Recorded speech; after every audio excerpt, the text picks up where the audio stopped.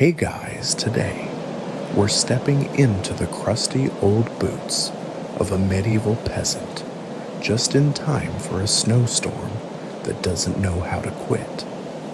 The firewood's damp, the goat is probably plotting something, and your fingers are already halfway to frostbitten. You live in a thatched wattle and daub cottage on the edge of a village so small it barely qualifies as a rumor. The morning sun is a grayish smudge, and there's a silence in the air that tells you one thing: snow is coming. And not the pretty storybook kind, the kind that laughs at your roof, your shoes, and your plans for surviving the week. You open the crooked wooden door and squint at the sky, one flake, then another. By the time your chicken blinks up at you with what you're fairly sure is existential dread, it's already snowing sideways. So before you get comfortable, take a moment to like the video and subscribe, but only if you genuinely enjoy what I do here. And drop your local time and location in the comments. I love seeing where you're all listening from. Now, as the snow begins to thicken, like porridge left too long on the fire, you tug your scratchy wool tunic tighter and assess your supplies. You have exactly 3 things going for you: a chunk of stale bread, a jar of mystery grease, and the kind of stubbornness that medieval life breeds by the bucket. Snow accumulates fast.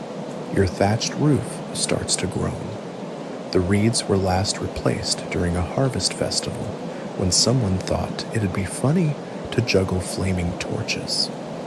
You patch it with spare moss and hope it holds, because even a gentle snowstorm can turn your humble abode into an accidental swimming pool. Your neighbors are already shouting. Farmer Tibba swears by shouting at the weather keeps the snow confused, he says. Historians still argue whether peasants actually believed that yelling could influence nature, or if that was just Tibba being Tibba. Meanwhile, the path to the well is disappearing under slush. You know that if you don't fill the buckets now, you'll be trying to chisel through frozen water come morning. And the bucket handle also frozen. Of course it is. You grab a rusting ladle and scoop snow into a clay pot for melting, hoping it doesn't have chicken droppings in it. The chickens, for their part, have gathered in the corner of their coop, silently judging your life choices. One historical fact you can cling to like a warm ember: by the 14th century, English peasants had started adopting layered clothing, not for fashion, mind you, but because freezing to death in style was never the goal. Your layers include linen undergarments, a thick wool tunic, and a second-hand fur mantle from a distant cousin who went on pilgrimage and never returned. You're not saying he froze to death, but he definitely froze to death. The storm intensifies by midday. You pile straw around the doorframe to keep the draft out and block the gaps in your walls with damp cloth that smells vaguely of eel. This, you remind yourself, is better than being a serf in the Alps, where villagers literally built tunnels through the snow just to get to their neighbors. By evening, the world outside has vanished under a sheet of white, and your world has shrunk to the 5 feet between the hearth and your straw mattress. You sit by the fire poking at embers like they owe you money, listening to the storm whistle through the cracks in the wall, and when the roof lets out a loud creak, you look up, sigh, and say, "Please don't." You wake to the sound of snow sliding off the roof like a sluggish animal. At least the roof's still there. You sit up, wool blanket, clinging to your legs, and immediately regret it. The air bites. It doesn't nip, it bites hard. Your breath clouds in front of you. There's frost forming inside the window. You're still wearing half your clothes from yesterday. That's not laziness, it's survival. In winter, undressing to sleep is the first step to not waking up. You begin layering up again, rough linen under tunic, scratchy wool kirtle second tunic, with a tear stitched in red thread. Each piece adds bulk, but very little warmth. It's like dressing in several layers of disappointment. Your hands tremble as you fasten a belt around your middle, tugging it tight to hold in heat. Then comes the mantle, a thick rectangle of wool draped over your shoulders, frayed at the hem and smelling faintly of wet sheep.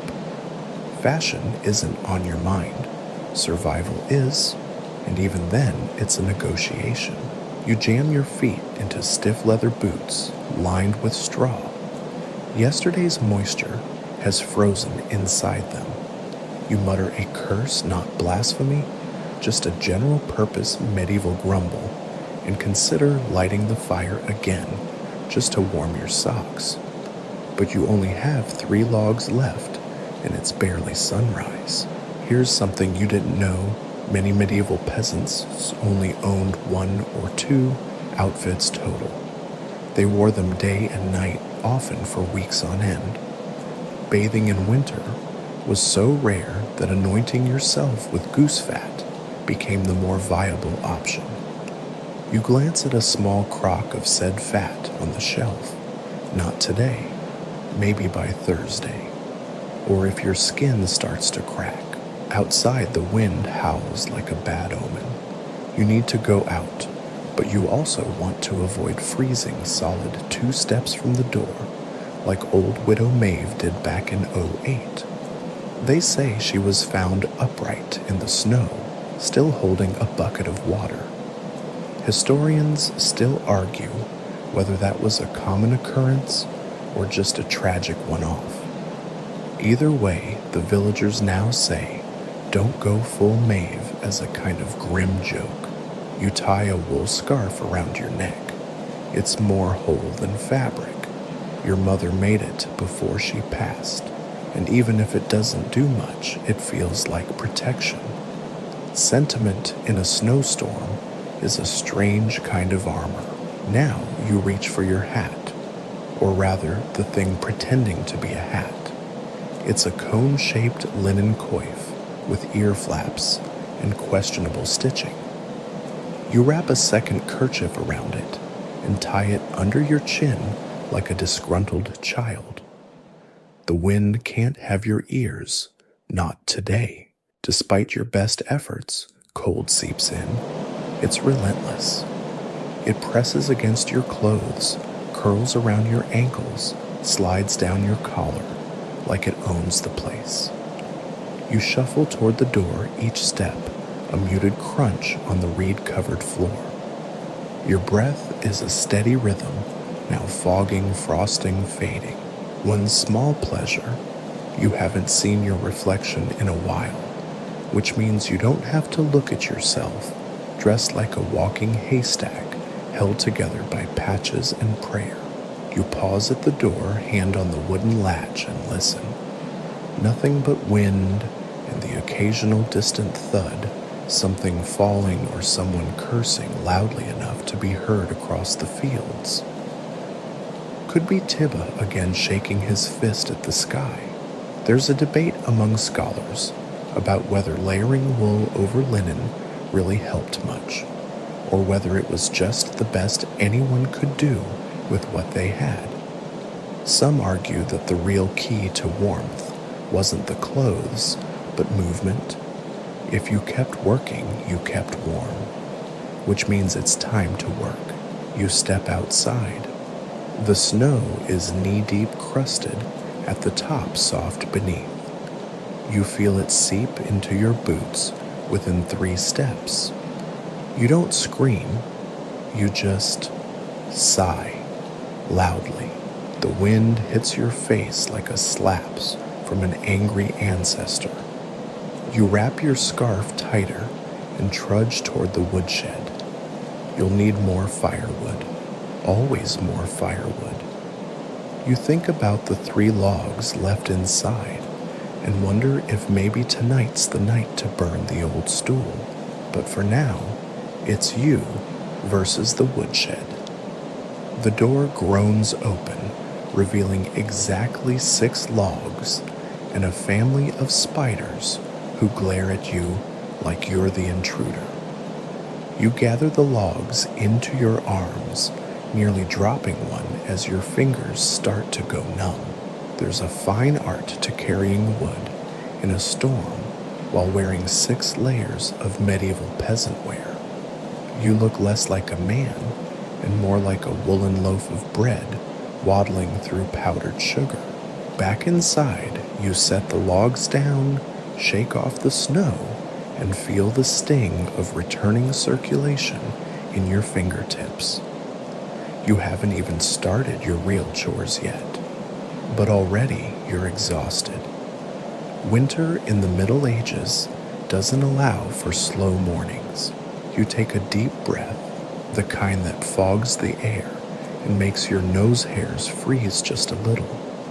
Then you look around the cottage at the frost creeping along the inner walls and mutter something to the fire. Let's not die today. You kneel in front of the hearth and examine the sad little pile of last night's coals, nestled like ancient embers in a bed of cold ash. They aren't dead, not yet, but they're barely breathing. You poke one gently with an iron rod, and it coughs a tiny spark as if offended by your optimism. Fire right now is the difference between alive and statue, found in peasant pose by spring thaw. And starting one in winter, that's an art form, a sacred ritual, a test of patience sent by the gods themselves who clearly think you're funny. You reach for your tinderbox, a little wooden container with flint steel and a few scraps of dry cloth you've been hoarding like treasure. One is an old sock toe, one is a shred of linen from a long-dead cousin's funeral wrap. You whisper an apology to him, then strike flint to steel. Once, twice, 7 times. Sparks leap, but the cloth smolders without catching. Your breath fogs the air as you try again, holding your hand steady despite the trembling.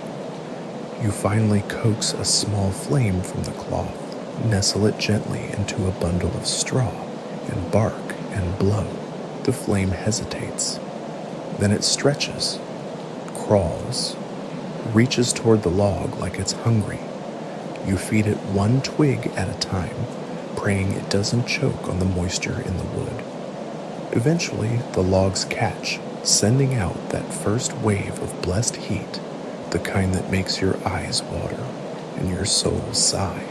Historical fact: most peasants relied not on logs, but on fuel of the desperate, dried cow dung, peat moss, even compressed hay bricks soaked in pig fat. You eye your emergency stash of dried dung cakes in the corner. They smell like betrayal, but they burn longer than pine. The smoke curls upward, hesitates, then finally escapes up the chimney. Sometimes, other times it rolls back down like an offended cat. Today, mercifully, it rises. You sit back and warm your hands watching the frost retreat from the hearthstone like a losing army. But here's the thing, you don't have much wood left, and the woodshed's supply won't last the week, not with a storm like this. You'll need to start scavenging. Broken fences, fallen branches, even that cartwheel that's been leaning by the barn for 3 years. It might finally find its purpose. You stand and shuffle to the back of the cottage, lifting a heavy wool curtain that separates your living space from the storage nook.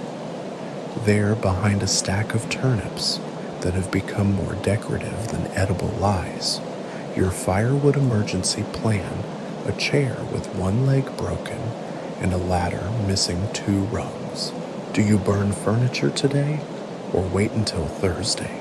A scholarly debate lingers in your memory, something you overheard in the tavern months ago. A passing friar insisted that burning furniture was a sign of divine punishment, that cold winters were tests of faith. But the blacksmith's wife replied, "God gave me that chair. He'll understand." Historians still argue whether these winters were unusually harsh or simply a consistent medieval inconvenience that broke people slowly year by year. You return to the fire feeling the heat on your cheeks now. It's not enough to chase the cold from the walls, but it gives your fingers hope. You grab a poker and nudge the logs, sending a cascade of sparks up the chimney. The light flickers on the low ceiling beams, each one scorched, some carved with initials from generations past.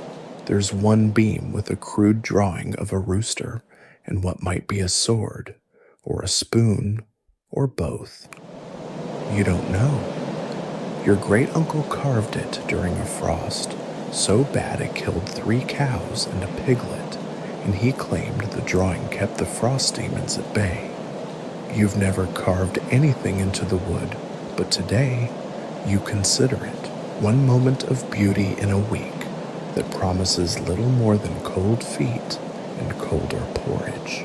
You toss a pinch of salt into the flame, not superstition, just habit, and watch it sizzle. The fire crackles, speaking its ancient language of pops and hisses. You pull your stool closer, careful not to let your cloak catch. Last winter, you singed the hem and walked around for a week, smelling like roasted sheep. Outside, the wind begins to pick up again. You hear a branch snap, distant but clear, then a soft thud on the roof. You glance up. Was that snow or something heavier? The fire dims for a moment as a gust sneaks down the chimney. You shove another log into place and pull your wool hood tighter, heart thumping not with fear exactly, but with awareness. A certain animal alertness that winter sharpens like a knife. The fire flares up again, and for now you are warm, but not safe. Not yet. The warmth from the fire makes your stomach remember something unfortunate. It's empty. And worse, it's hopeful. Hopeful that maybe, just maybe, today's breakfast won't taste like regret. You shuffle to the cupboard, which is a generous term for a crooked shelf nailed to the wall with more confidence than craftsmanship. Inside, a small clay pot of pickled onions, one chunk of dried rye bread that could double as a weapon, and a shriveled turnip that stares back at you like it knows it's the only fresh produce in the house. You reach past the onion pot, it smells like old shoes dipped in vinegar, and grab the turnip. You cut it with a dull knife, sawing slowly. It resists. It's half frozen. You whisper an insult at it, which is perhaps unfair, but in your defense, the turnip is a known liar. Last week, it promised sweetness and delivered bitterness and heartbreak. Next, you ladle a scoop of gray porridge from a pot hanging by the fire. It's been reheated 3 times already. Each time it gains more personality. You toss the turnip in and stir. There, breakfast of champions, champions of what no one knows. Historically, breakfast for medieval peasants was often just this cold porridge, maybe with a drizzle of honey, if you were rich or if a bee died nobly in your honor. But for most, it was grain and water. No sugar, no spice, definitely no oat milk. And this morning, no spoons. You left your wooden one near the hearth last night, and the dog has chewed it into abstract art. You sip the porridge from a clay bowl, wincing as the heat stings your cracked lips. A bit of turnip slides to the bottom. You fish it out with a finger, then wipe your hand on your tunic, which has become less clothing and more general purpose rag by this point. Outside, the snow continues to fall. You can hear it soft, persistent, like a whisper from the sky telling you to stay indoors forever. But you can't. There are chores, always chores. You finish the last bite of breakfast and glance at the hearth, now flickering contentedly, unaware of how close it came to death this morning. Then a sound, faint but deliberate, a scrape at the door. You freeze. Could be a branch, could be the wind, could be the neighbor's goat. Again, he's been escaping since Michaelmas. But no, you wait. Another scrape, then a single dull thunk. You slowly walk to the door, every creak in the floorboards suddenly loud. You unlatch it and ease it open a few inches. Nothing, just snow, and a squirrel frozen mid-scamper blinking at you like, what do you want? You sigh, shut the door, and slide the bolt back into place. But your heart's still racing.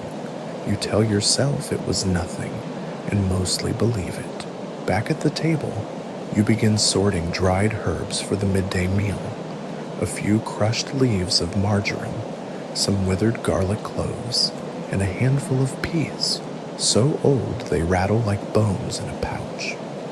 You place them beside a small hunk of salted fish wrapped in linen. It smells like a shipwreck, which means it's probably still edible.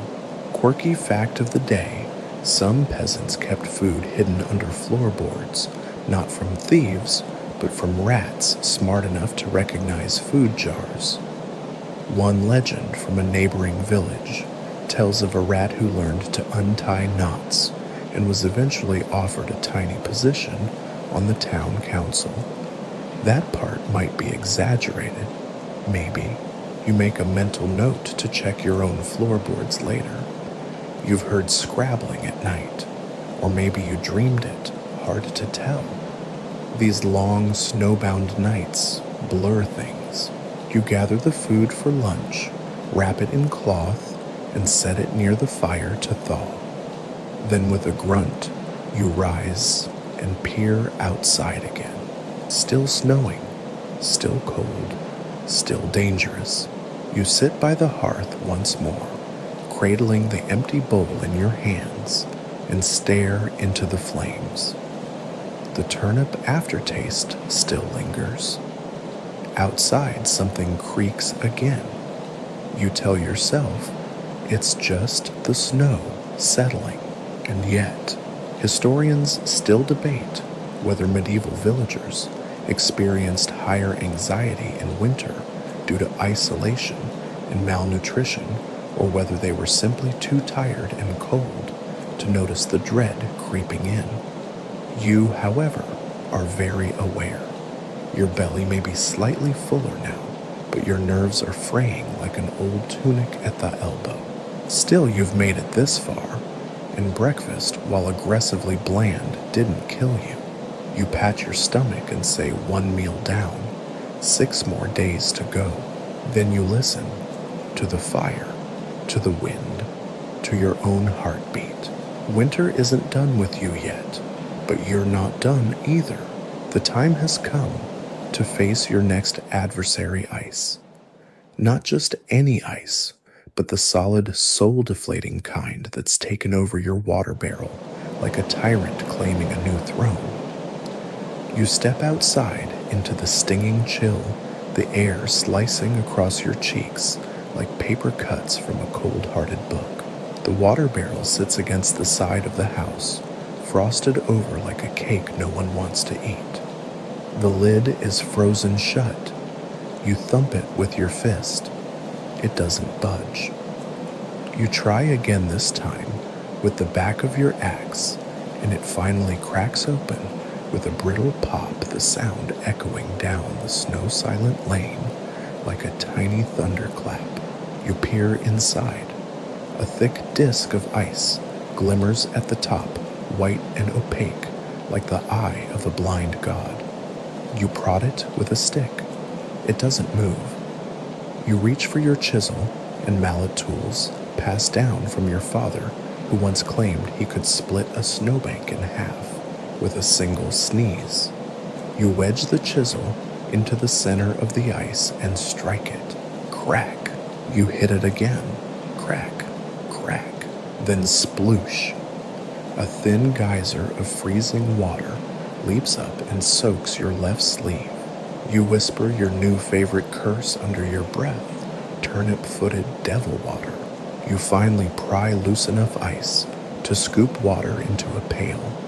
It sloshes, sluggishly protesting every step back to the house. Your boots slip on the icy path, and you catch yourself on the doorframe heart stuttering. For a moment, you picture yourself flat on your back, frozen like one of those saints on cathedral ceilings, except with worse posture and less glory. Historical fact. In winter, peasants often had to break ice daily just to access drinking water, since wells and barrels froze so thoroughly that children were sometimes lowered down into them with candles and buckets. Not for fun, just to get dinner started. Inside, you pour the water into a pot over the hearth, setting it near the fire to warm for tea. Well, tea might be generous. It's more of a hot infusion of dried weeds and hints of thyme. But hot is hot, and right now, that's a luxury. As steam begins to curl from the pot, you remove your soaked sleeve, draping it over a rafter to dry. The water drips down and narrowly avoids your stew pot. Narrowly. You shift the stew pot and wonder briefly whether a few ice shavings in your lunch would count as hydration or humiliation. Then you turn your attention to the snow-covered tool shed behind your house. You know what's coming. You dread it like a tax collector with icy hands. The tool shed door is swollen shut from the wet wood. You press your shoulder into it and push, grunting as the ice gives way with a loud crack and the door stumbles open. Inside, it's a graveyard of rust. Your spade, your hoe, the scythe you barely use, they all lie under a thin sheen of frost, like they're sleeping. You reach for the hoe. It sticks to your glove, and you shake your hand until it lets go with an indignant snap.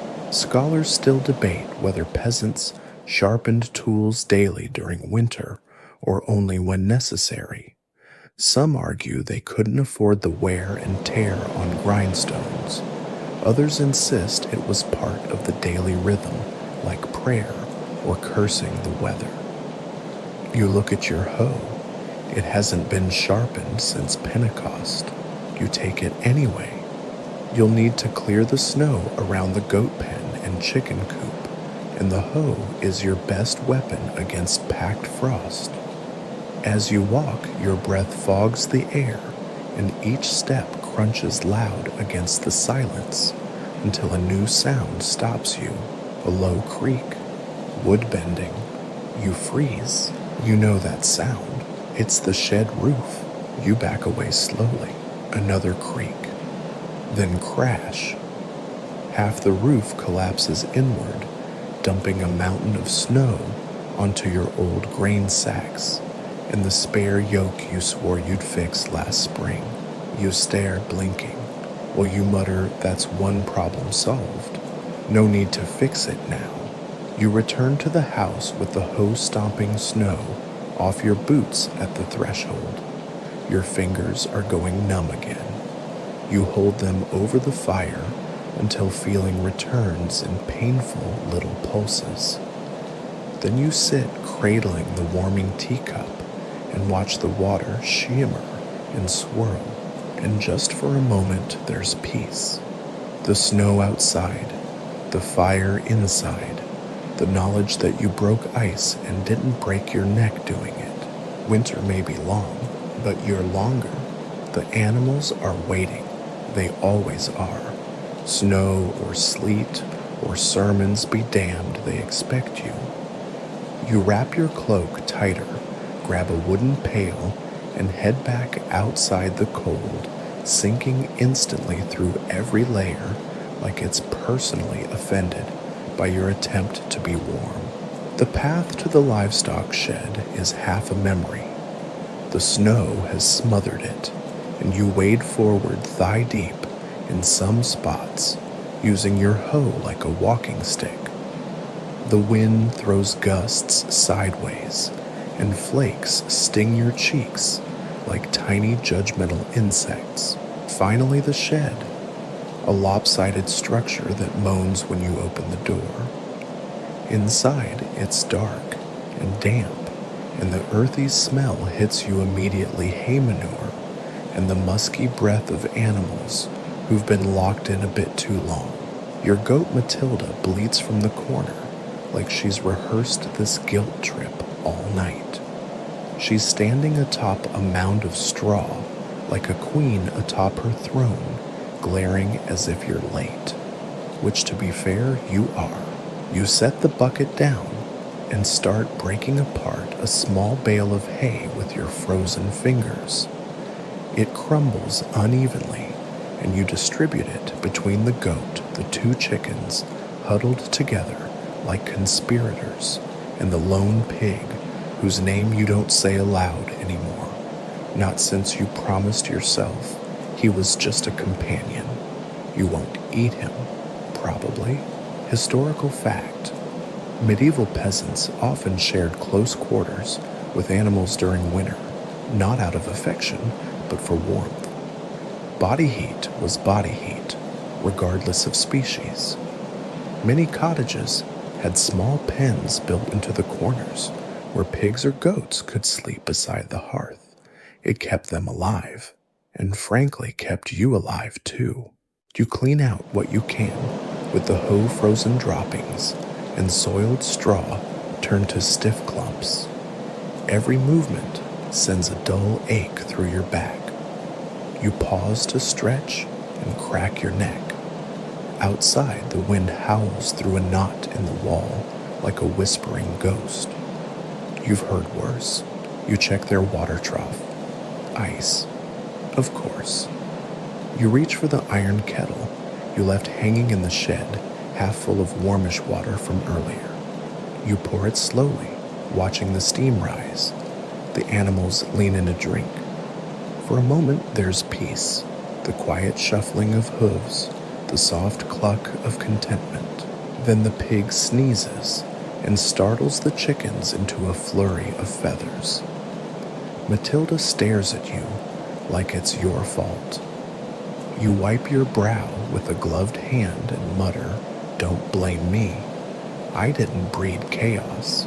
You take a moment to inspect Matilda's hooves. She's favoring the left one again. You reach down, gently lifting the limb, and notice a split beginning in the nail. Not dangerous yet.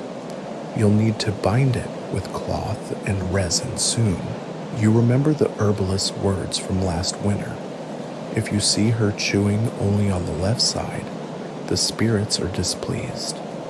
Historians still argue whether rural animal care truly mixed folklore with practicality, or whether people just made up explanations for things they didn't understand. Either way, you've got some resin in the house.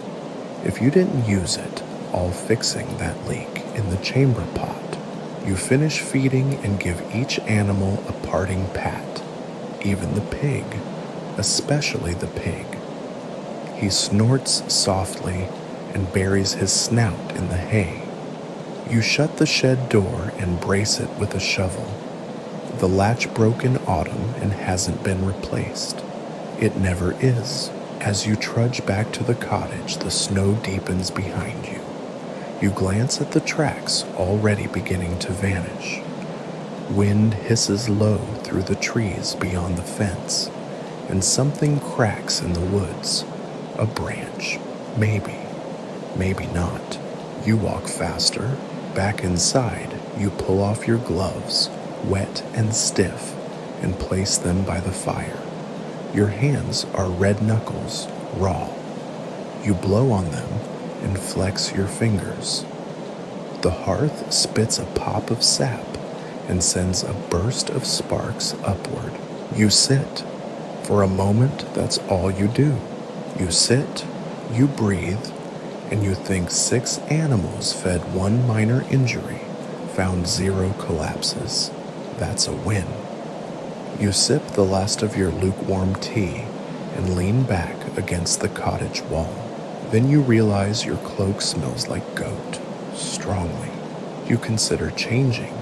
You don't. The cloak is warm. Goat smelling, yes, but warm. And besides, in a storm like this, you'll smell like worse things before the week is through. By midday, the wind still hasn't let up. If anything, it's louder, moaning through the trees, rattling shutters, sweeping the world white. You're inside now, sitting on a wooden stool with one leg shorter than the rest, doing what every peasant eventually does during a snowstorm, not much, but trying to look busy. It's time for the village check-in, not because you're feeling particularly social, but because isolation gets into your head faster than cold gets into your boots. You need to know what's going on outside your little cottage bubble, and if anyone else's turnips are as frozen and judgmental as yours, you throw on your still goat-scented cloak, wrap a scarf around your face until only your eyes peek out, and grab a small loaf of bread that's gone a bit stiff.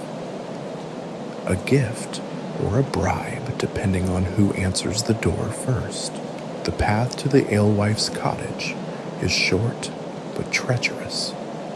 You pass under a line of crooked trees, their branches weighed down with snow like old men nodding off mid-sentence. Icicles hang from every roof, long enough to double as defensive weapons in the event of a siege, which this winter wouldn't surprise you. You reach the door of the alewife's home and knock. Once, then twice. A moment passes. Then it creaks open just enough for one sharp eye to appear in the gap. You again, she says. You nod. Still alive.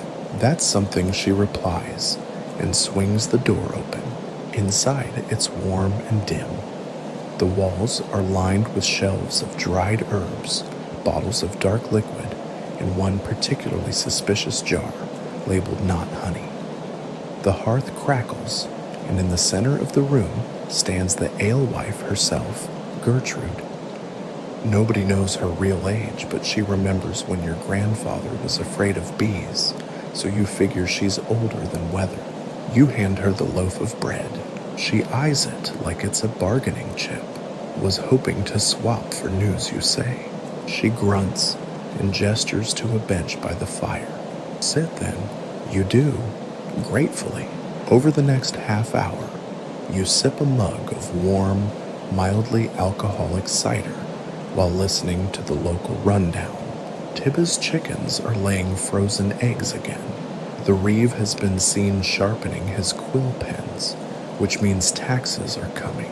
Someone claimed to see a wolf near the woodline, and one poor fool tried to use frozen dung bricks without drying them first, causing a fire in an odor now considered legendary.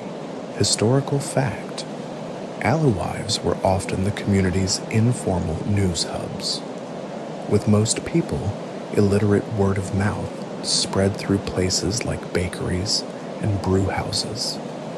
Gertrude may not write letters, but she remembers everything and forgets nothing, especially if you owe her something.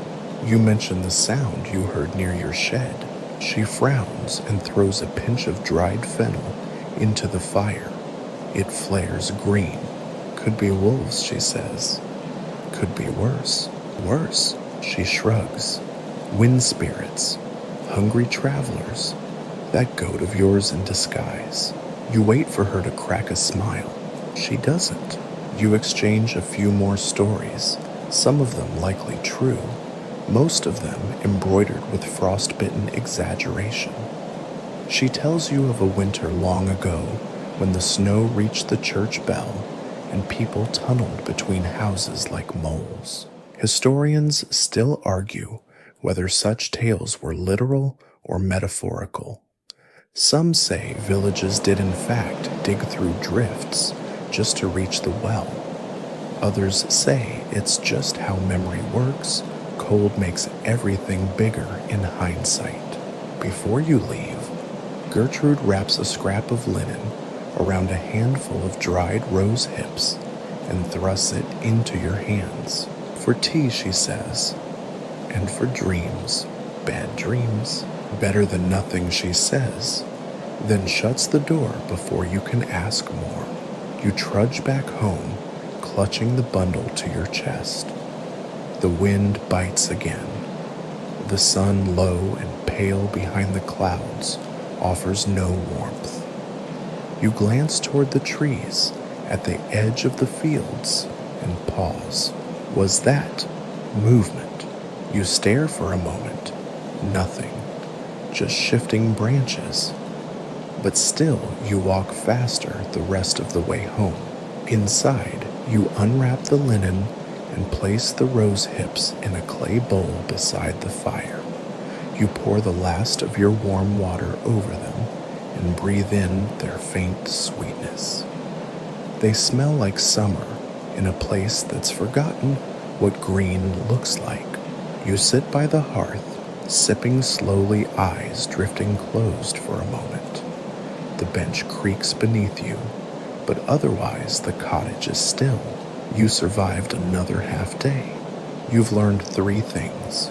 Your goat might be cursed, the reeve is sharpening his quills, and Gertrude's knot honey is best left untouched. And outside, the snow still falls. The church bell tolls. You hear it faintly through the muffled hush of snow, 3 slow clangs, the iron tone, carrying just far enough to press itself against your eardrums. Each note is heavy, deliberate, and vaguely judgmental. It's Sunday. Your heart sinks. Attendance is not optional, snowstorm or no. You could argue illness or injury, but not weather. Weather is expected.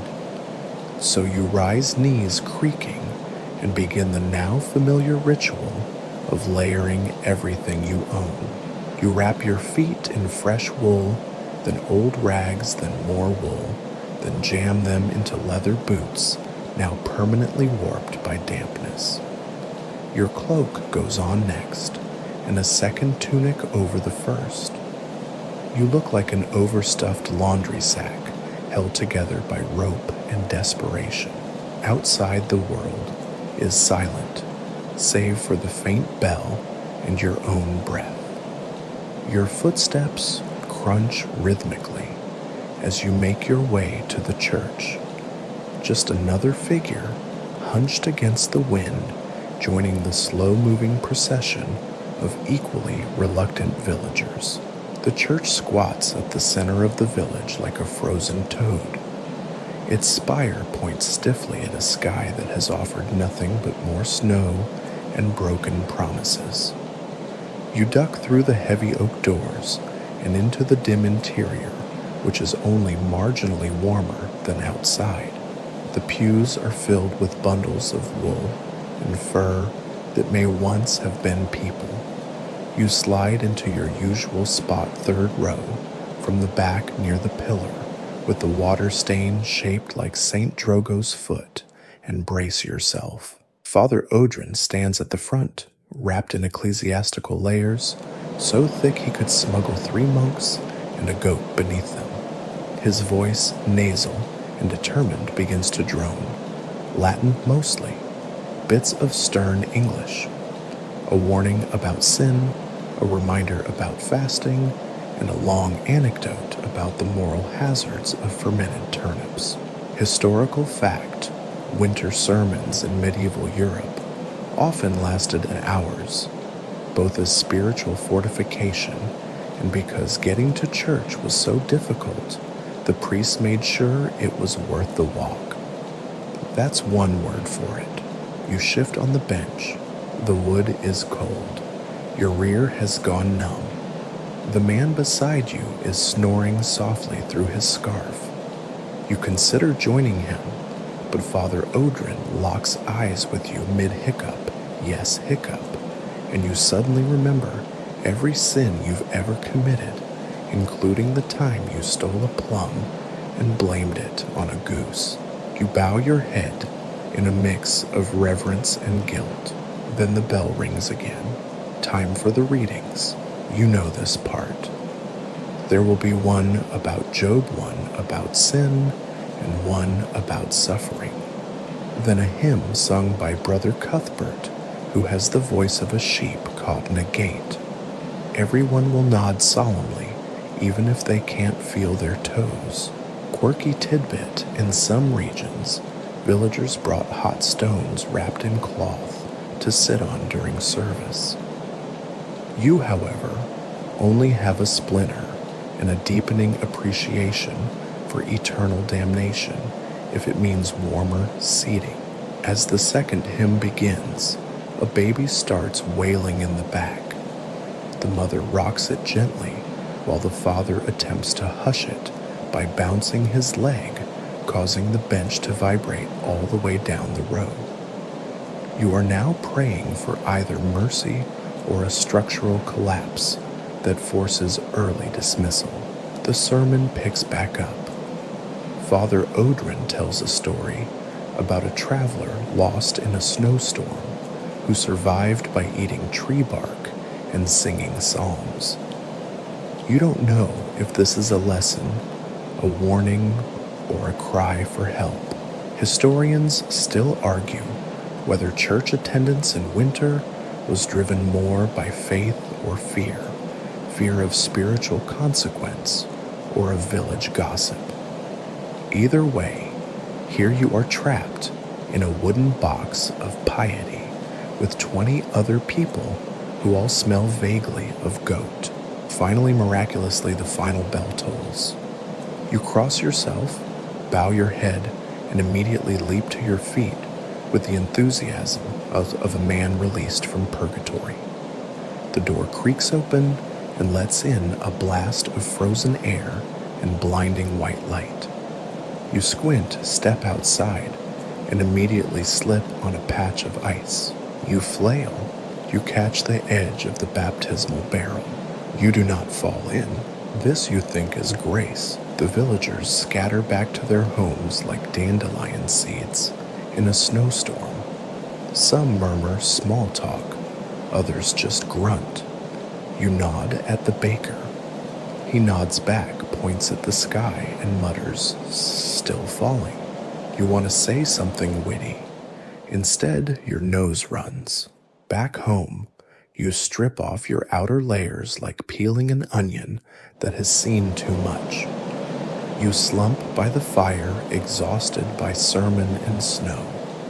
You light a beeswax stub and watch it flicker, and even though your feet are cold and your soul has been thoroughly sermonized, there's comfort in the routine. You did your duty. You saw the village. You avoided eternal fire and fell short of actual fire, only narrowly. That's a good Sunday. After the sermon, after the thawing of boots and bones by the hearth, comes the hardest part of the day, the fields. They're not fields right now, of course. They're blanketed in unbroken snow, white and deceptively gentle looking. But beneath that soft cover lies your world tools, hopes a few forgotten carrots, and maybe that spade you dropped last week when your fingers stopped cooperating. You pull on your gloves, now stiff from drying near the fire, and step back into the cold. The sky is that dull, indifferent gray again. You carry a long stick, not just to help you walk, but to prod at suspicious mounds of snow. If it's your lost hoe, great. If it's a frozen sheep, well, better to know now than when spring comes. Your feet crunch along the invisible path to your small patch of land. It was barley last summer. This winter, it's a snowbank with delusions of grandeur. You pause at the edge and tap the ground. It gives just slightly. You kneel and begin clearing away snow with your stick and gloved hands, revealing the hard frozen soil beneath. You find a rock, a mostly buried turnip, a nail bent like an old man's back. You find everything except the hoe. Frustrated, you move to the edge of the hedgerow, where you sometimes stash tools in the summer. You kneel again, dig, and there it is. The hoe's wooden handle is cracked, the metal blade slightly rusted, but it's yours. You lift it like a knight might lift a sacred sword, except you're dressed like a damp scarecrow, and your knees are numb. You give the ground a few ceremonial thwacks, not because you need to, just to remind the soil who's boss. The hoe clinks uselessly against the frozen crust. Historical fact. In deep winter, peasants didn't farm so much as they checked that the land still existed. Tools were often stored underground, under straw, or even inside animal pens, wherever the frost was less likely to reach. Your method, leaving it in a hedgerow, is frowned upon by tradition and goats alike. You try to walk the edge of the field to check the fencing. It's mostly gone. One post lies sideways, another has been gnawed by something with teeth. You think of the wolf rumors from Gertrude. You scan the woods at the far edge of the land, silent, still, but somehow too quiet. You walk back toward the house with the hoe slung over your shoulder, the way your uncle used to before he moved to town and started selling pies. You miss him. His pies were awful, but his company was warm. Back home, you place the hoe beside the door and hang your cloak. Snow melts slowly from your shoulders, puddling on the packed earth floor. You step out of your boots and stretch your back until it pops. Your hands are trembling slightly. You hold them to the fire, then flex your fingers. Blood returns in prickles, each one shouting at you like an angry grandmother. A breeze sneaks under the door. You reach for the blanket you nailed over it and adjust the corners. It still flaps a little. You'll need to sew it tighter. But as you settle down to mend it, you notice something odd, the bucket near the hearth. The one that should be half full of melted snow. It's empty. You stare, then glance at the window. It's closed. Then the door, still bolted. You listen, not for wind, not for wolves, but for breath. Silence. You reach for your knife, not because you're expecting danger, but because in winter, when something doesn't add up, it's best to be holding something sharp. You rise careful not to step on the creaky plank near the hearth and peer into the shadowy corners of your cottage. Nothing, no movement, no sound. You exhale, slowly, probably just spilled, or probably. Still, you place a bit of dried sage in the fire. It hisses and smokes, the old folk remedy for warding off whatever shouldn't be there. Historians still argue whether peasants truly believed in house spirits, small mischievous beings who lived behind the hearth and stole things for fun. Others suggest these tales were simply metaphors for the randomness of rural life. Either way, you now blame your missing water on the spirit and warn it not to touch the goat. You return to your stool and start sewing, one stitch at a time. The needle slips through the cloth again and again. It's calming, almost hypnotic. The wind outside howls, but inside it's just firelight, warm stitches, and a quiet reminder that you found your hoe. You still have your fingers, and your house, haunted or not, is still standing. Tomorrow you'll check the thatch for leaks. For now you stitch, and you wait, and you listen, because the snow isn't done falling, and the week has barely begun. Night falls faster in winter, not gradually, like in warmer months, but abruptly, as if someone snuffs out the sun with a cold, wet mitten. One moment you're squinting at the pale sky through a break in the clouds. The next, the world has dimmed colors, faded to grays and blues. You light the tallow candle on the table, and its yellow flame flickers across the walls, dancing over the cracks in the plaster and the smudged wooden beams. The shadows stretch long and lean, and the cottage feels smaller somehow. Closer, more alert. You're just settling in by the fire, tucking a scrap of burlap over your knees when you hear it. A howl, not close but not far either. You freeze, not from fear, not entirely, from awareness, from the prickling at the back of your neck that says something is watching the same night you are. You listen. The wind rushes past the eaves. Another howl rises long, low, and laced with hunger. Then a second higher pitched. Not a dog. You know the difference. You've heard dogs bark at carts and geese, and even the moon.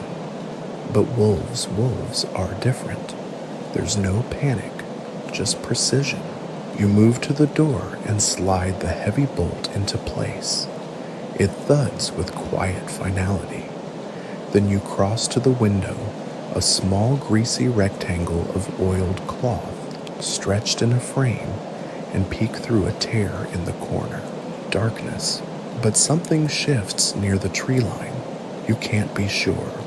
Your eyes play tricks at night, especially when they're half frozen, and your imagination is warmed only by stories. Still, you double-check the goat pen through the side window.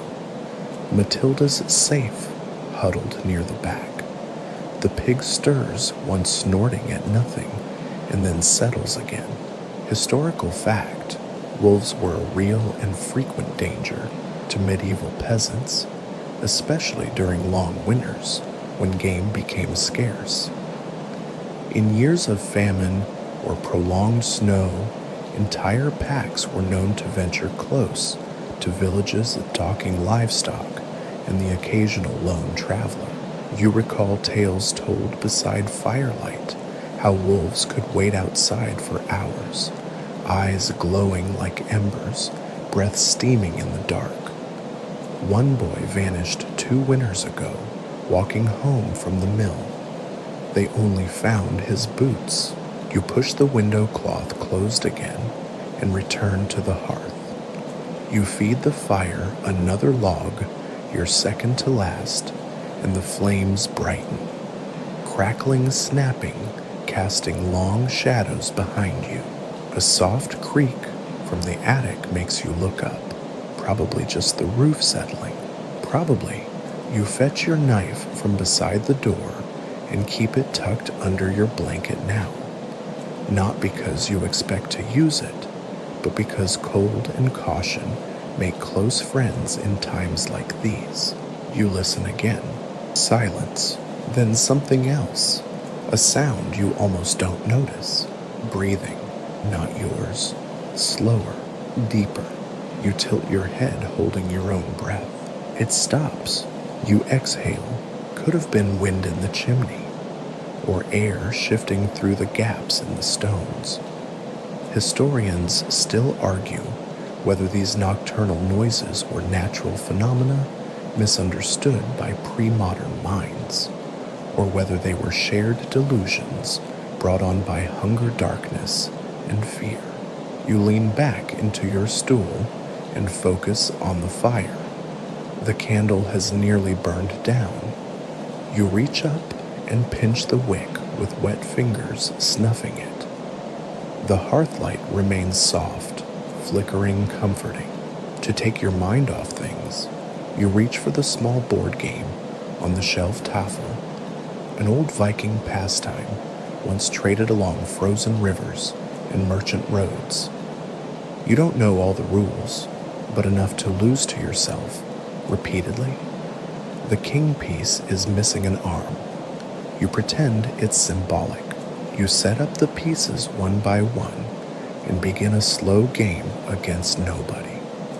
Every move feels deliberate, mechanical, like gears turning inside your mind, clicking into place to hold the darkness at bay. The wind hisses once more under the door. A loose shutter bangs once against the wall. You ignore it. You push your defender forward and murmur, check. That's not part of the game, but it makes you smile. You play 2 more rounds. The wolves howl again, farther this time, fading, moving on. You glance toward the window. Still dark, still cold, still alive. You pack up the pieces, careful not to drop any into the cracks in the floor, and return them to their pouch. Then you pull the blanket tighter and glance once more at the knife tucked beside your stool. It hasn't moved, neither have you. You close your eyes for a moment, not to sleep, not yet, but just to rest. To remind your body that the fire is still burning, that the door is still locked, that the goat is still alive, that you are too. The night will be long, but you're longer still. You wake in the middle of the night to a sound you know too well. Drip, drip, drip. It echoes faintly through the room, just irregular enough to keep you from drifting back to sleep, just loud enough to feel personal. You groan softly, stretch stiff limbs beneath the scratchy blanket, and sit up, joints clicking like a bag of beans being shaken. It's the roof again, the same roof you patched with moss straw and blind optimism. The same roof that was fine when it only had to contend with birds and rain. But snow presses. Snow waits. Snow wins. You throw on your outer tunic and shuffle toward the corner of the cottage, the floor cold even through your socks. A pale moonlight filters through a hole in the thatch, catching in the drop of water as it forms on a ceiling beam before falling slow and glistening into the wash basin below. Plink. You stare at it, then at the dark water stain beginning to stretch across the wall like a moldy halo. You fetch a bucket, place it under the leak, and listen. Drip. Perfect aim. At least the snow's melting. That means something. That it's warming. Or that the snow has worked its way down inside the layers of your roof like a burglar with a grudge. Could be both. You prod the ceiling gently with a broomstick. Water oozes through the reeds and drips faster for a moment, then slows. You step back. There's a soft creak above your head. You freeze. The attic. You'd almost forgotten about it. A small crawl space mostly for storing useless things and mice.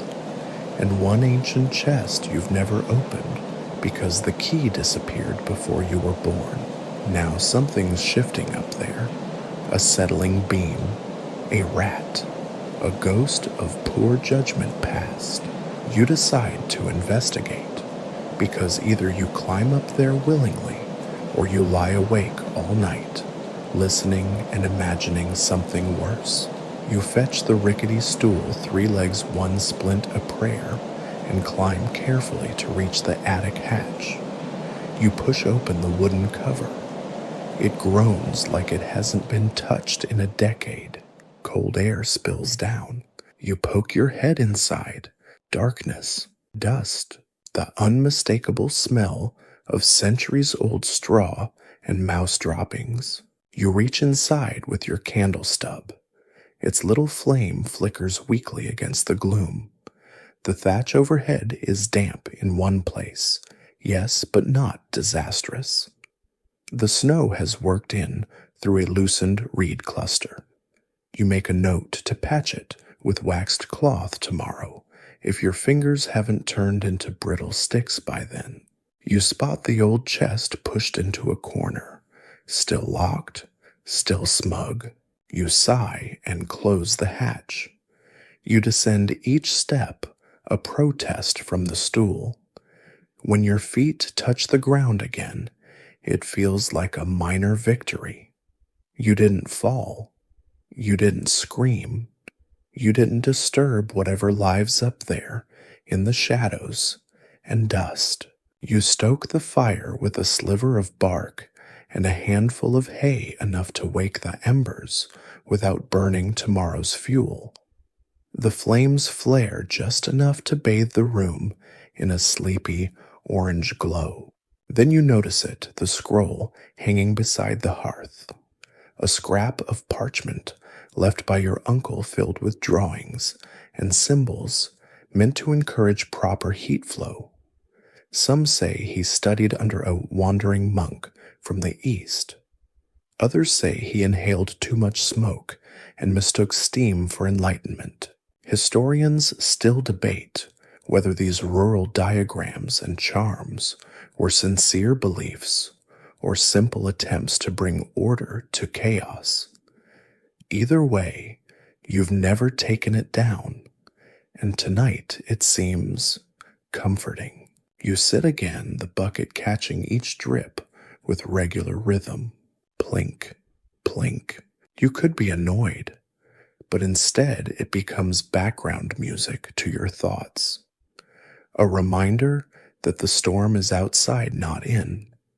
That while the snow presses on the roof and the shadows shift in the attic, you're still here, still warm, still thinking in complete sentences. You sip from a cold cup of tea left over from earlier and stare at the fire. Eventually the dripping slows. Your eyes grow heavy. The floor creaks as the wind moves through the chimney, low and whistling. You pull the blanket tighter, rest your head against the wooden wall, and let the noise lull you. Outside, the snow continues to fall. Inside, the fire holds on. And so do you. You wake to hooves, not galloping, not charging, just the steady, muffled clop-clop of someone arriving on horseback through knee-high snow. You sit up slowly, blinking away the dreams of warmth and springtime fields, and listen. The sound gets closer. Then it stops. Silence. Then the knock. 3 sharp raps on the door. Not frantic, not polite, just expectant. You glance at the fire, nearly out. You glance at the door, still bolted. You glance at the window, but it's fogged and crusted with snow. You sigh, wrap yourself in your cloak, and unlatch the bolt. Standing outside, bundled in furs and scowling like winter itself, is the Reeve. You know that expression. It's not personal. It's just tax season. Morning? He grunts. It's still dark. Morning enough. He pushes past you before you can even invite him in.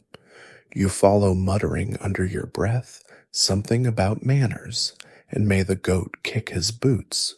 The Reeve is the Lord's man, appointed to collect taxes, enforce rules, and remind you that everything you love technically belongs to someone wealthier. He's not cruel, just methodical, and as fond of winter as a cat is of bath time. He removes his gloves, revealing ink-stained fingers. Let's get on with it. You nod. You've prepared for this, sort of. Historical fact taxes in medieval villages weren't just coin. They were paid in kind grain wool eggs, sometimes a chicken or a measure of ale. The reeve came round in all seasons, but in winter his visits were dreaded most, because you had the least to give, and he still expected more. You present your ledger, which is actually a scrap of parchment, with 3 symbols on it, one for grain, one for barley, one for please, don't take the goat. He frowns at it, then at you. This says you've stored 5 sacks of rye. You gesture to the corner of the room, where 3 sacks sit half buried in shadows and pessimism. 3, he says. They were 5. Then came the rats, then the storm, then my appetite. He sighs. 2 for the Lord. That only leaves 1. He doesn't answer, just walks over, hefts 2 of the sacks, like they're filled with feathers, and drops them outside the door. Snow flurries blow in with him when he returns. He brushes himself off and writes something in a leather-bound book that looks like it hasn't smiled in years. You offer him tea, lukewarm and tasting faintly of moss, but he declines. Then he opens his satchel and pulls out a document tied with a string. What's that? New proclamations. You unroll it. The ink is frozen stiff. You hold it over the fire just enough to make the letters legible. All field boundaries to be reviewed come spring. A new toll for use of the Lord's oxen, and worst of all, a curfew bell to be rung at dusk each day for reasons related to safety and the containment of night walkers. You blink. Night walkers. He shrugs. Could mean thieves. Could mean wolves. Could mean, you know. You don't know, but you don't ask. He finishes his notes, tightens the satchel, and heads back toward the door. Before he leaves, he turns. Keep the hearth lit. These days, it's safer. Then he's gone, just like that. You watch from the doorway as his horse carries him off through the swirling snow, both man and beast disappearing behind a curtain of white. You shut the door, latch the bolt, and stand there for a moment, letting the silence settle around you again. Scholars still argue about the role of reeves in village life, whether they were protectors of order or simply instruments of feudal pressure. But you don't argue. You just know that 2 sacks of rye are gone. Your food is lighter, and the night feels a little closer now. You sit down by the fire and look at the remaining sack. It's enough. Maybe. You add a log to the hearth. You're second to last again. That familiar ache of calculation settles into your ribs, what to burn, what to eat, what to risk, and always what to save. The wind picks up again. You listen. No hooves now. No knocking. Just the house breathing around you. And in your lap, the scroll of proclamations lies curled like a sleeping snake, its ink still cold. You sit by the fire staring at your boots. They're soaked again inside and out. Your toes are wrinkled pale and tingling from the reeve's unexpected visit. You should be warming them. Instead, you're eyeing them like an unsolvable puzzle from a colder, crueler god. Because now, with only 1 pair of socks left dry and another snowstorm looming, you have to solve a question peasants across centuries have whispered to each other in huddled corners. How do you keep your feet from freezing when everything you own is already damp? You remove your boots and lay them near the hearth upside down. Steam rises from them like shame. Then you strip off the wet socks and toss them onto the back of a chair where they flop like soggy eels. You rummage through your belongings and find what may be your most desperate winter tool, yet hay. Yes, hay. Straw from the goat's pen. Not ideal, not comfortable, but when stuffed into socks and wrapped around your feet, it creates a layer of dry insulation. Quirky historical tidbit. Peasants often use straw or moss in their footwear both to retain warmth and to pad out shoes that had long since lost their original shape.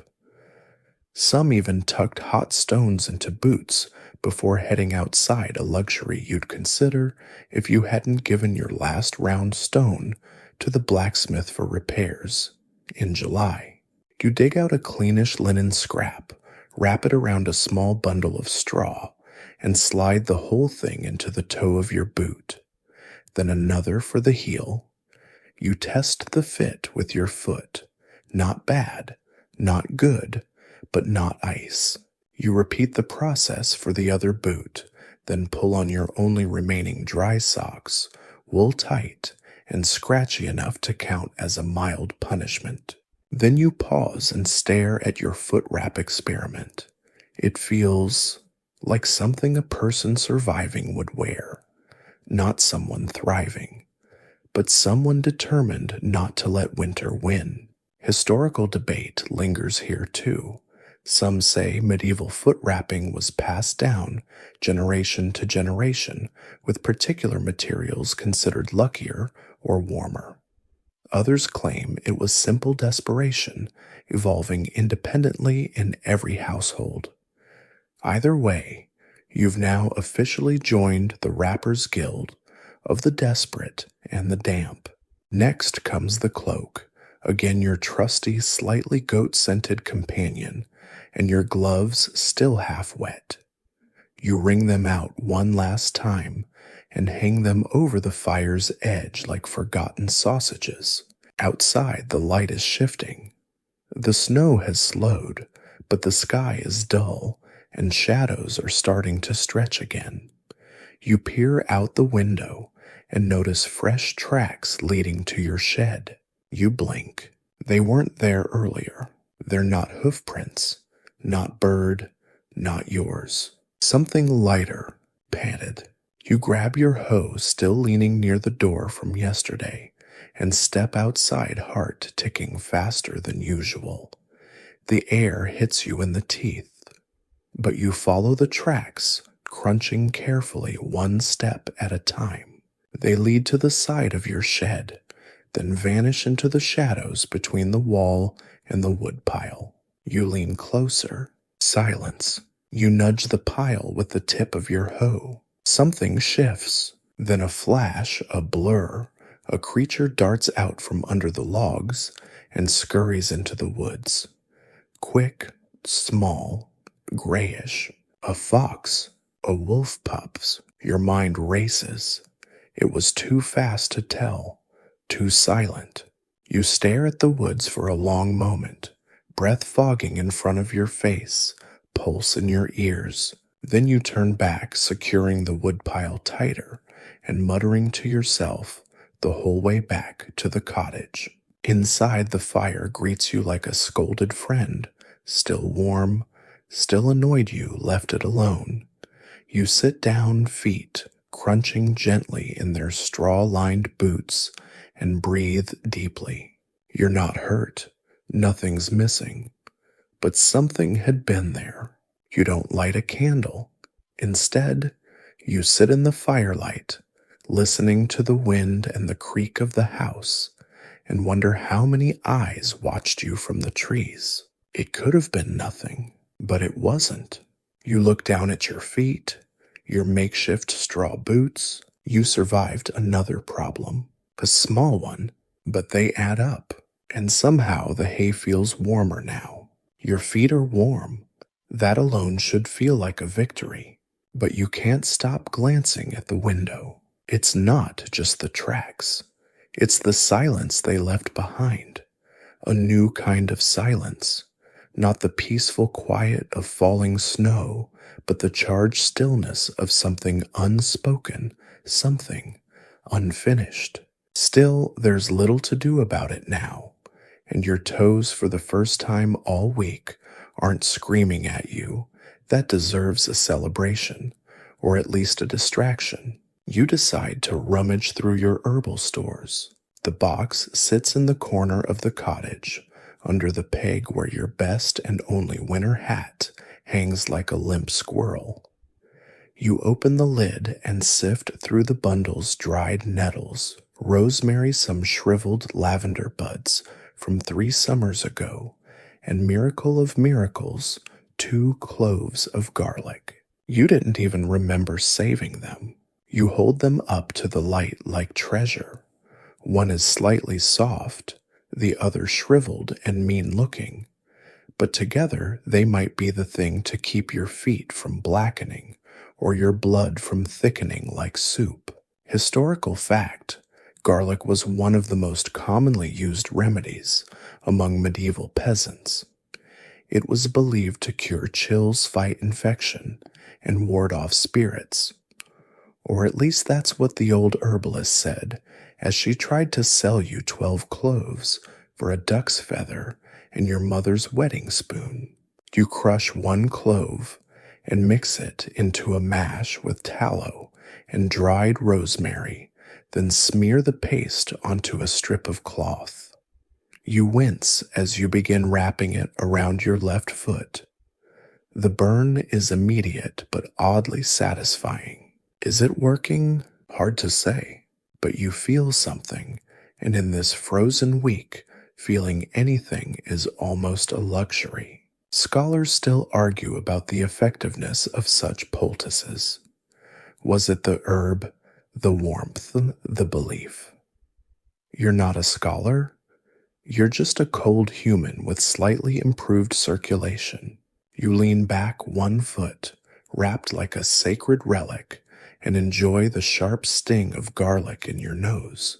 You feel awake again, until a knock at the door makes your heart leap into your throat. Not the reeve again, surely. You glance at the window. No shadows. Another knock. Lighter, slower. You grab the hoe again and open the door just a crack. It's her, the widow herbalist. She's wrapped in 7 layers of wool and has a look on her face like she's seen next Thursday. She doesn't wait for you to speak, just bustles past you, tracking snow all over your floor. You'll want this, she says, tossing you a small cloth bundle. What is it? Marsh tea and moss. For your foot. You glance at your current garlic concoction war zone. I already did a wrap. That'll just make you smell like someone tried to cook soup in a sock. You smile despite yourself. She sets a kettle over the fire without asking and begins pulling herbs from her bag, laying them out like cards in a reading. There's an odd comfort in watching someone move with practiced purpose. Her hands are cracked, her fingernails caked with soil, but she works like a surgeon. You sit quietly while she hums to herself and pours boiling water over dried leaves, creating a scent that is equal parts pine swamp and memory. As the tea steeps, she gestures to your wrapped foot. Take it off. You do. She grimaces. Garlic, of course. She dabs at your skin with a bit of damp moss, the touch surprisingly gentle. You're lucky. I've seen worse. Old Tibby's nephew lost 3 toes last frost. Didn't tell anyone until they started clinking in his boot. You wince. Thanks for the image. Consider it motivation. She wraps your foot in moss and cloth ties it with thin leather twine and nods. There. Now sit. Drink. You obey. The tea is bitter and earthy, but it warms you from the inside out. You glance at her as she stares into the fire eyes, reflecting the orange glow. You heard the wolves too, you ask. She nods. They're restless. But that's not what worries me. You wait. She doesn't elaborate. Instead, she stands, gathers her things, and says, if you see tracks again, 3 paws, not 4, don't follow them. You blink. 3. She's already at the door. Wait, what does that mean? She lifts her hood, turns back, and says, Winter brings more than snow. Keep your fire lit. Then she vanishes into the white. You close the door, slowly relatch it, and return to your chair. You sip the rest of the tea, your new foot wrap tingling, the fire crackling louder than before. You glance at the window, still no tracks, but you light a second candle anyway, just in case. The next morning you wake to a hush so deep it feels almost sacred, the kind of quiet that presses against your eardrums like thick wool. No wind, no birds, no voices, not even the creak of your house settling. Just the faint tick of the cooling hearth and the soft, even sound of your own breath. You sit up slowly, testing your foot. Wrapped in moss and cloth, it feels better. Not healed, but calmer. As if it has decided not to mutiny today. You stretch, then tiptoe to the window, careful not to jostle the sleeping stillness of the cottage. The frost has returned, rhyming the glass with silver filigree patterns, like ivy made of breath. You rub a clear patch and peer outside. The world has changed. The storm is gone. The snow lies deep and perfect, untouched by paw or boot or bird. The sky above is pale blue, with a sun so faint it seems embarrassed to have slept in. And yet you spot them, tracks again, but not from a wolf or a fox or even a man. Just 3 paw prints, not 4, 3. Your breath fogs the window. You blink, look again. They vanish halfway across the snowfield, as if the creature simply stopped existing mid-step, or never truly touched the ground. Your hand tightens around the curtain. You remember what the widow herbalist said. Don't follow them. So you don't. Instead, you retreat to the fire and relight it from the coals. You make tea from her moss bundle, letting the bitter smell fill the room like a barrier. Then you sit slowly, chewing a slice of stale rye bread dipped in onion broth, and think about all the things you haven't seen and don't want to see. You still have chores, though, always chores, the kind of mundane, freezing, toe-numbing tasks that keep your mind just distracted enough not to linger too long on unsettling footprints. You start with the storage bin beside the hearth, an ancient crate filled with salted fish, dried peas, a sack of flour as old as the Lord's last tax increase, and a jar of pickled eggs that look like they've been staring at each other for a century. You remove the jar and check for frost inside. None. You wince, open it, and immediately regret your curiosity. The smell could peel bark off a tree. You reseal it. You clean out the bottom of the bin and find something unexpected, a bundle of wax-sealed letters wrapped in twine. You didn't put them there. You cut the string. The first letter is in a careful looping hand not yours. It's addressed to someone you don't know, signed by someone even less familiar. The dates are at least 10 years old, but the topics, descriptions of weather gone strange, of tracks in the snow no one could follow, of neighbors disappearing in the night. One passage reads, I fear the old things return when the snow falls without wind, the footprints with no weight, the long shadows at noon. You drop the letter like it burned you. You look at the hearth, then the window, then the door. Everything still, just snow, just silence. You gather the letters, reseal the bundle, and tuck it into a corner near the fire. Somewhere safe, somewhere dry. You'll ask the herbalist about them, or maybe not. There are some things you don't want to know more about, some silences you don't want to break. Historical fact: villagers often recorded strange events in letters or journals, passing them quietly from family to family, not to spread fear, but to remember. Historians now argue whether these were folklore or early records of psychological stress during long winters. But sitting here with the fire warm and the house empty, you believe every word. You push the crate back in place and cover it with your folded cloak. Then you sit. You don't need to go outside today. You don't need to check the tracks. Let them be. Let the snow keep its secrets for now, and let the fire burn just a little longer. The wind returns with a sudden sigh, brushing against the door like a guest reconsidering their manners. You glance up from your stitching a sleeve you've been repairing for 3 winters now and listen. The house groans in response. The gust rattles the chimney flue, stirring the coals with a dull whump. Ash dances upward like gray fireflies, briefly catching in the glow before vanishing into the cold draft. You sigh, set down your needle, and poke the fire with a charred branch that used to be a ladle. The cottage has grown smaller over the week, or perhaps the shadows have grown bolder. You find yourself walking from corner to corner, more often now not from need but reassurance.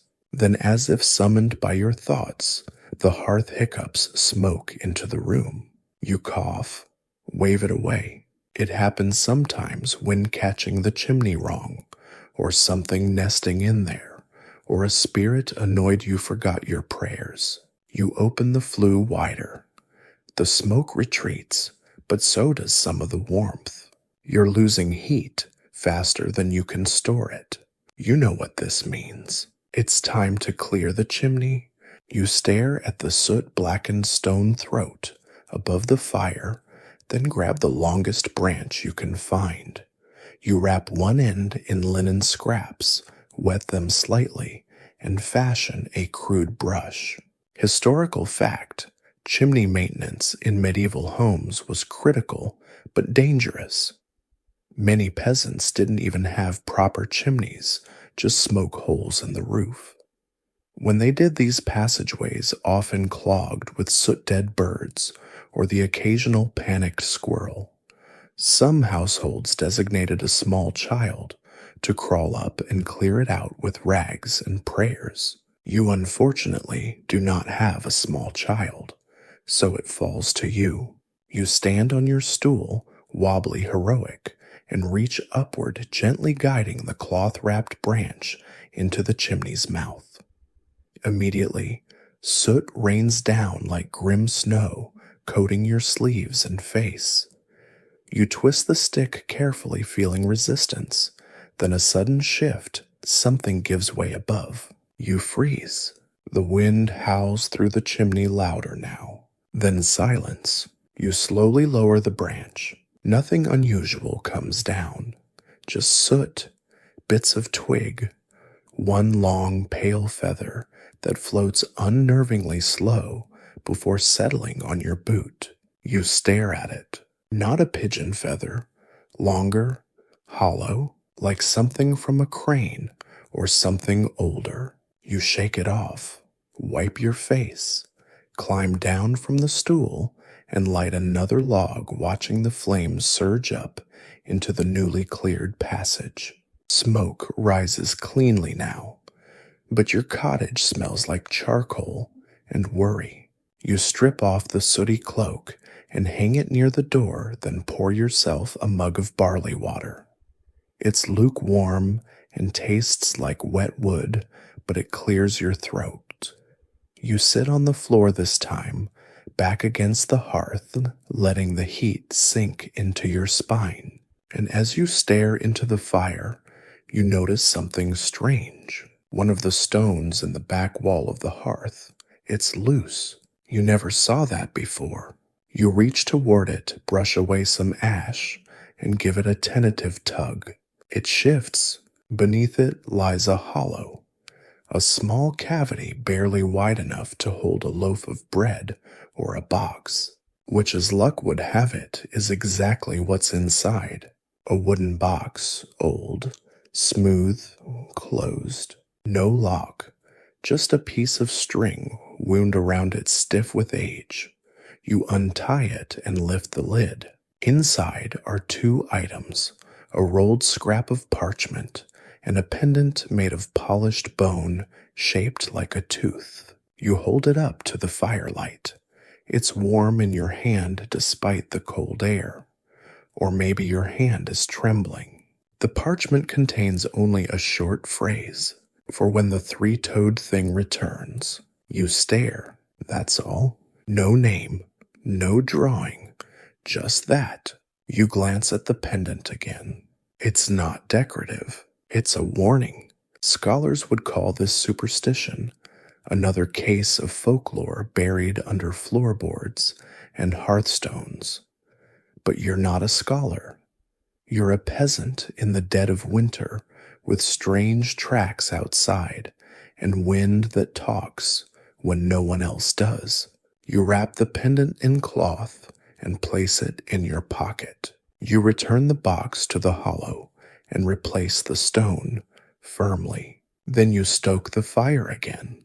Tonight you won't sleep deeply, but you'll be ready. You don't sleep. Not really. You close your eyes, yes. Let your body rest, your limbs loosen, but your ears stay open, your breath shallow. The fire burns low, the embers glowing, like ancient coals beneath a dragon's skin. You sit in the corner near the hearth, back against the wall, wrapped in two cloaks and a blanket that smells like wet bark. In your palm, hidden beneath the folds of cloth, is the bone pendant, still warm. You're not sure if that means anything, but you can't bring yourself to set it down. The night stretches out like a road without end. At some point, just before dawn, you hear it. A knock, not at the door, above, on the roof. Just once, a single muffled thud, then nothing. You freeze breath, caught mid-inhale. Your hand grips the pendant. You count your heartbeats, 1, 2, 3, 4. No follow-up, no second knock. The fire snaps sharply and you jump, just the log shifting. That's all. Still you don't move for a long time. You wait, eyes fixed on the ceiling where the weight of the snow presses down as though something is crouched above the rafters.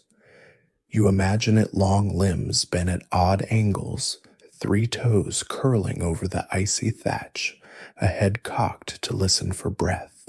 But there's nothing, just creaks, wind, the occasional groan of timber giving under the snow's weight. Eventually morning comes, gray and thin, barely brighter than night. You stand, legs stiff.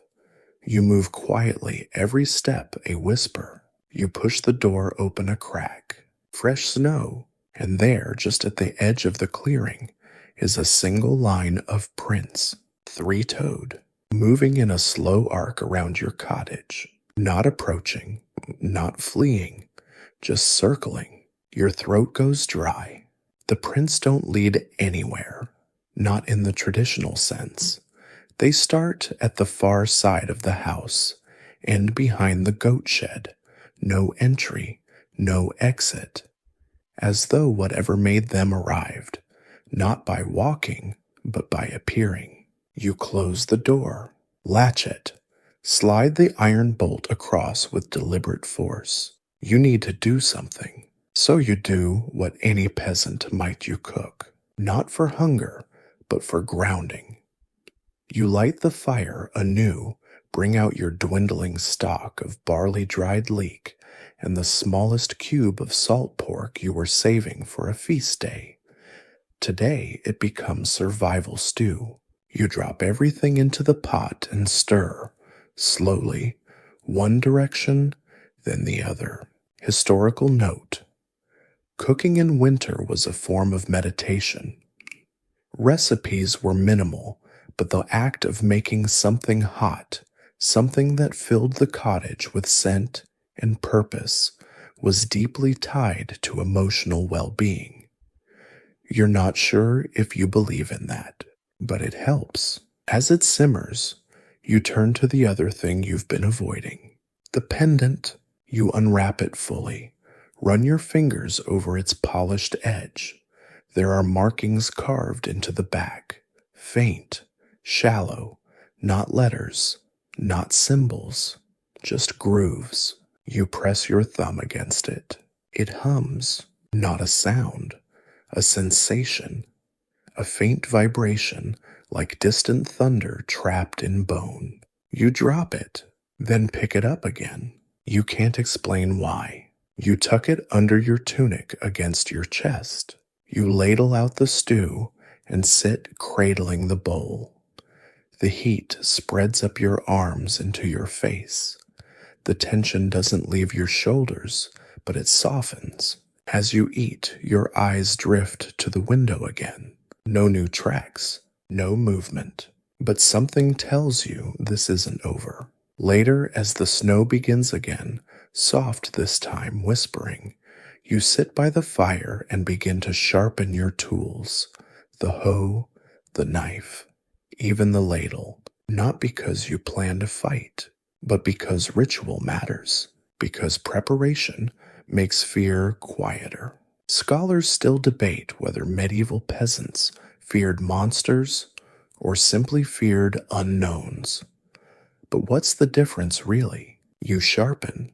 You hum to yourself an old tune your mother used to sing when thunder rolled through the hills. You never knew the words, just the melody. Outside, the snow falls in silence. Inside, the fire burns low, and the pendant beneath your tunic stays warm. You wake again in darkness, not night, not quite.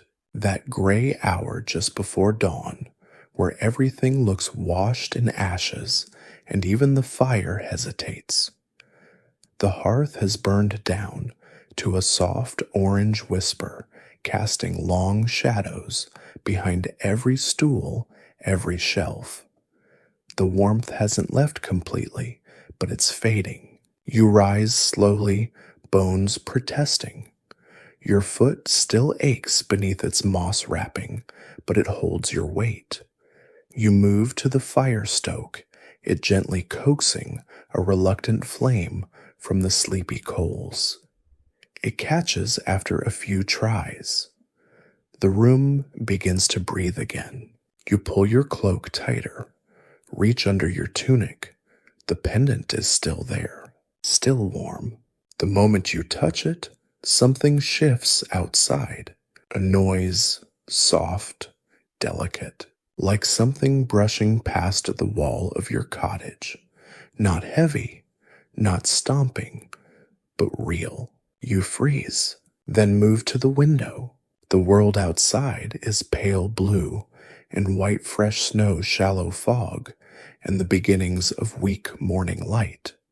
But no movement, no tracks. You wait, watch, listen, stillness, then knock knock. You spin. The sound didn't come from the front door. It came from the back wall. Your blood goes cold. There is no door back there. Only the stacked crates of winter supplies a wall hung with herbs, and beyond it solid stone and snow. You take a breath, quiet, controlled. Then slowly you move toward the rear of the cottage. Another knock, softer this time, as if the visitor knows you're close now. You reach the wall and place your hand against it. The stone is cold, but not unusually so. You lean your ear forward. Silence. Then almost imperceptibly a whisper. Not words. Breath. You step back. You reach under your tunic, press your palm against the pendant. It vibrates. Stronger now. You grab your hoe, your faithful rusted companion, and brace yourself. Then without thinking, You throw open the window above the rear crates, pushing aside snow and ice with a clatter. Nothing, just wind, just drifts. You stand there leaning into the open air, half expecting to see glowing eyes at the tree line. But there's nothing. No tracks, no marks on the wall, not even a patch of disturbed snow. Only silence, only the chill. Historical fact. Some peasants believed that winter spirits, if left unacknowledged, would pass by a house. But if noticed, if invited even accidentally, they would linger.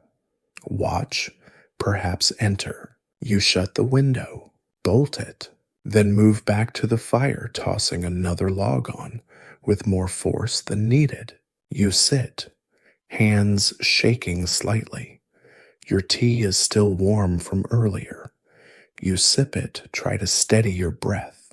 Eventually you do. You return to routine. Sweep the ash from the corners. Sort the last of the dried apples. Stack the bread crusts into neat piles. But the unease won't leave you, because today is the 6th day of the storm. And something in you knows tonight is the turning point. Either you make it through, or something makes it in. The pendant is no longer just warm. It pulses, as if syncing with your breath, or not your breath, something else's. You wrap it in a scrap of linen and tuck it into a pouch, then place the pouch beneath your pillow. Close to you, but not on you. As evening falls again, darker than before, you prepare your defenses. Not traps, not weapons, charms. You hang rosemary over the window. Place crushed salt at the base of the door.